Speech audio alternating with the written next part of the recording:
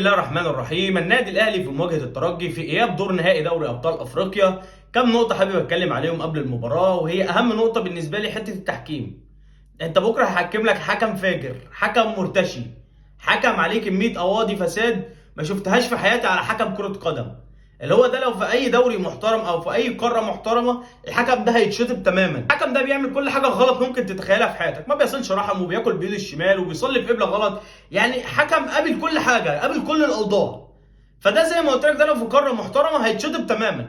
انما ده من عينه سيكازوي ومن عينه بكاري جسامه ومن عينه الحكام دي. لكن تلاقي حكم محترم في نهائي دوري ابطال افريقيا مفيش. فين جوميز؟ مش موجود. فين رضوان جيد؟ مش موجود. فين الحكام دي؟ مش موجوده. فانت في قاره افريقيا، فطبيعي هتلاقي الحكم بالمستوى ده. فربنا يسترها بكره على النادي الاهلي. الواحد قلقان قوي من قصه التحكيم دي اهم حاجه بتقلقني في القاره دي، خصوصا في ادوار زي كده. انت بتتكلم في الدور